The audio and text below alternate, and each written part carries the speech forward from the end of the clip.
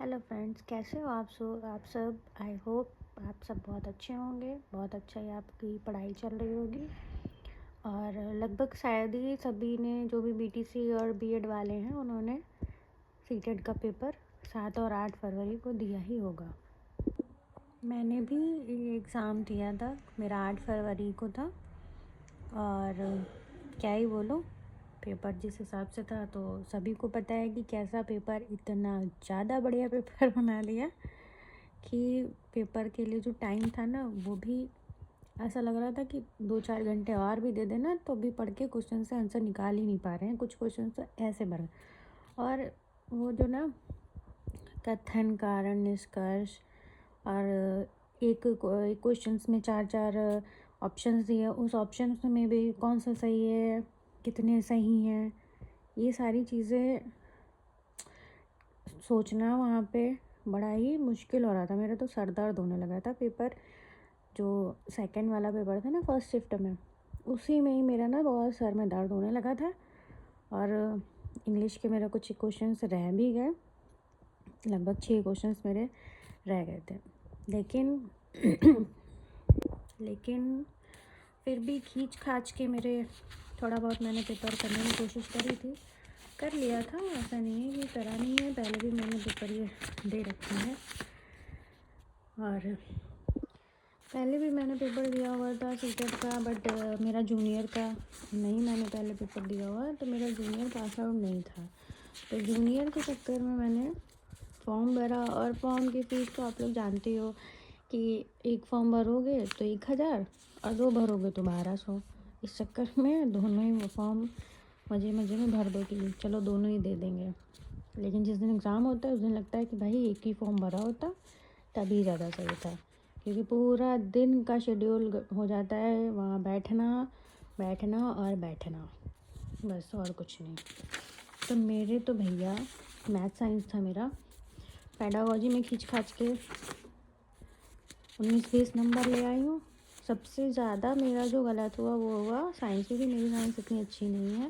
Specially science में मैं, जो मेरा केमिस्ट्री का जो पोर्शन है वही सबसे ज़्यादा ख़राब है, और उसी में ही ना मेरा सबसे ज़्यादा ख़राब पेपर हुआ। केमिस्ट्री जो मेरा साइंस वाला पोर्शन है ना, उसमें मेरे शायद 13 ही नंबर आए। हाँ, ये मेरा साइंस का है, इसमें 13 है, मैथ्स में 19 है, शायद 19 ही है, मैंने लिख रखे हैं हर जगह। ये साइंस का, इसमें 13 है मेरे। और मैथ्स का कहाँ गया, यहाँ पे लिखा हुआ है मैंने। साइंस में 13 है, हिंदी में 20 है, इंग्लिश में 14 है क्योंकि छूट चुके थे मेरे, और मैथ्स में 19 है, और सीडीपी में 20 है। 86 टोटल बन रहा है, क्योंकि मेरी कैटेगरी ओबीसी से है तो 82 पासिंग होता है हमारा। तो शायद ये, अगर कुछ क्वेश्चंस अगर माइनस वाइनस में ना हुए मेरे, तब तो ठीक है, पास हो गया, अदरवाइज़ फिर से देना पड़ेगा। ये है मेरा प्राइमरी का, जो कि जूनियर वाले से थोड़ा सही हो गया, तो पहले भी दे रखा है तो इतनी है, इसमें नॉलेज की हो जाता है इसमें। तो ये मेरा जूनियर प्राइमरी का पेपर है, इसमें मेरे पेडागोजी भी ठीक ठाक हो गई। जिसमें पेडागोजी में भी मैंने इतना अच्छा नहीं परफॉर्मेंस दिया जितना पहले रहता था।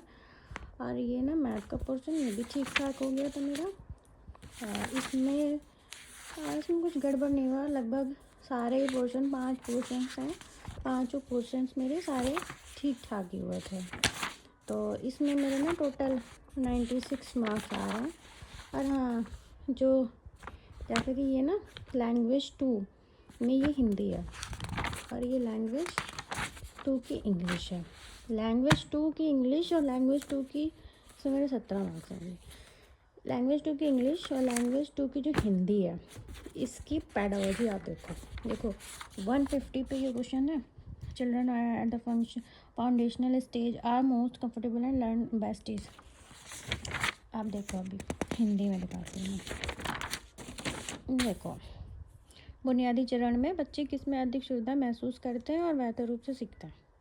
सेम पेडागोजी का, same numbering, same question, same options, मतलब ना एक ऊपर ना एक नीचे, सब वैसा वैसा का।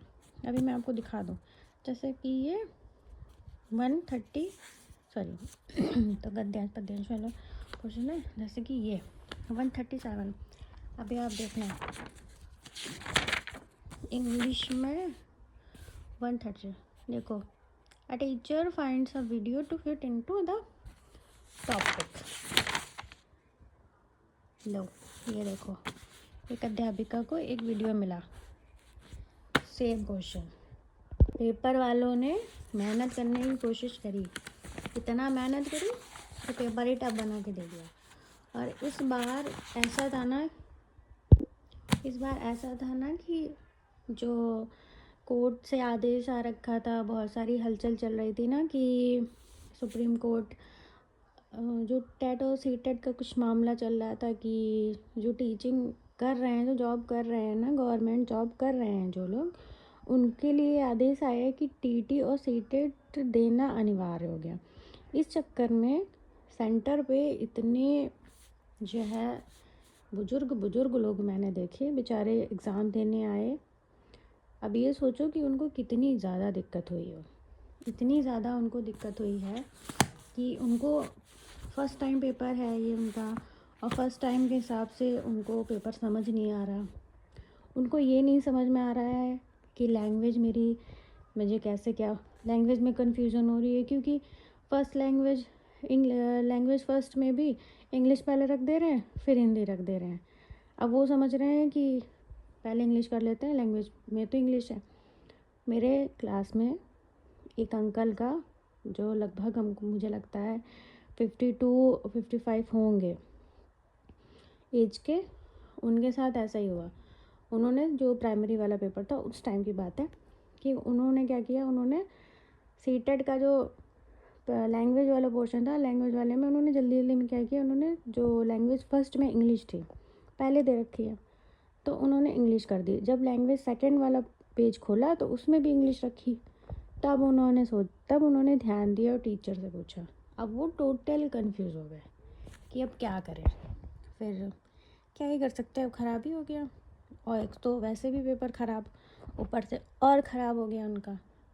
उनके लिए मुझे बहुत ख़राब लगा था कि ऐसे भी आदेश नहीं निकालने चाहिए, कम से कम एक एज लिमिट तो रखो उसमें। क्या करना है क्या नहीं, आदमी अपनी नौकरी कैसे पाता है उसके बाद में उसको बचाने के लिए इतने संघर्ष कि पूछो मत। उसके साथ साथ अगर एग्ज़ाम कराने हैं तो यार सबका कराओ, सभी का कराओ ना। ये किसी भी मंत्री का क्यों नहीं एग्ज़ाम होता है, किसी भी मंत्री का, किसी भी पॉलिटिकल वाली जो फील्ड है ना उसमें क्यों नहीं कोई पेपर हो रहा है। कोई तो एलिजिबिलिटी क्राइटेरिया वहाँ भी रखो ना। ऐसे भी किसी इंसान को उठा करके बैठा देते हो पद पे, वो फिर ऐसी की तैसी करता है। जैसे कि क्या ही कहें, कहाँ का, यहाँ हमारे यूपी के जो शिक्षा मंत्री जी हैं, उन्होंने तो रेड़ पीट दी, उनका अनुपात समानुपात ही नहीं बराबर हो रहा है। 5 साल से ऊपर हो गया है उनकी कार्यवधि को, हो ही रहा है। ऊपर से तब से इन्होंने 69,000 वाली भर्ती दी थी 2018-19 में, तब से मुझे लगता है कोई रिटायर ही नहीं हुआ, कोई किसी का ट्रांसफ़र नहीं हुआ है। उनका सारा समानुपात और अनुपात सब बराबर है रह रहा है। बच्चा एडमिशन ले रहा है, इतनी ज़्यादा ड्रामेबाजी कराते हैं एडमिशन कराने के लिए बच्चों के। टीचर बेचारे खींच के गांव से बच्चों को लेकर के आ रहे हैं, हर चीज़ की समस्या हो रही है। उनका अनुपात और समानुपात बराबर नहीं हो रहा है, किसी भी हाल में नहीं हो रहा है। ये मुझे नहीं समझ में आ रहा है कि चाहते क्या हैं। खैर अब क्या कह सकते हैं, अभी सीटेट हो चुका है, अब सीटेट के बाद यूपी टीईटी, उसी में लोग देखेंगे। और हम लोग भी, मैं भी दूंगी दोबारा से यूपी टीईटी भी मुझे देना है। और क्या कह सकते हैं, बाकी ठीक हुआ, मेरा पेपर तो ठीक हुआ। और बाकी आप लोग कमेंट करिएगा, बताइएगा आप लोगों का एग्ज़ाम कैसा हुआ, कितने मार्क्स आ रहे हैं आप लोगों के, और कैसे क्या अब आगे की स्ट्रेटजी रहनी चाहिए, कैसे पढ़ाई करनी चाहिए। क्योंकि अभी मेरा ना नेक्स्ट मंथ में SI का भी पेपर है, और अभी पढ़ाई मेरी कुछ दिनों से छूट चुकी है, तो फिर से मैं स्टार्ट कर रही हूँ। और आप लोग बताइएगा, बस यहीं तक का वीडियो है। इतना मुझे शेयर करना था आपके साथ में ये अपने सीटेट का एक्सपीरियंस, जो कि बड़ा ख़तरनाक था डेंजरस था। और मिलते हैं फिर नेक्स्ट वीडियो में, तब तक के लिए थैंक यू।